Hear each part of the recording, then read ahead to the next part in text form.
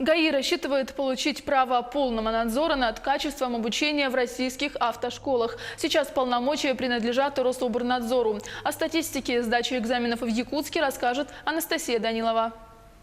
7 апреля текущего года вступили в силу сразу два приказа МВД страны. Во-первых, это порядок согласования ГИБДД и автошкол по основным программам обучения водителей транспорта всех категорий и подкатегорий. А во-вторых, это приказ о выдаче лицензии соответствия автошколы установленным требованиям.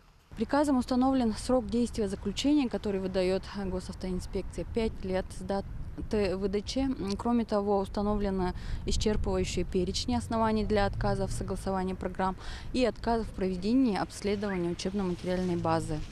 В случае установления по результатам обследования несоответствия учебно-материальной базы организации установленным требованиям, повторное обследование будет проводиться в течение 6 месяцев с даты оформления акта обследования.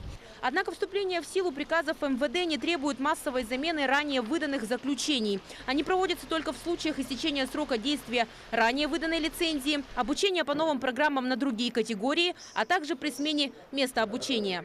Любой курсант должен знать, как определить, действительно ли школа имеет аккредитацию, действительно она соответствует всем требованиям, предъявляемым к образовательным учреждениям.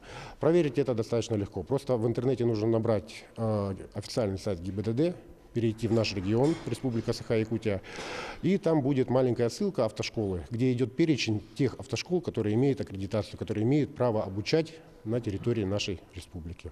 Статистика за 2018 год показывает, что процент сдачи квалификационных экзаменов по городу Якутску составил по теоретической части 48–50%, а по практической части экзаменов в среднем 54%. Вступление в силу приказов МВД положительно скажется на образовательном процессе. Это обеспечит жесткий контроль, а шансы на сдачу экзаменов с первого раза возрастут. Анастасия Данилова, Павел Пахомов, Якутск.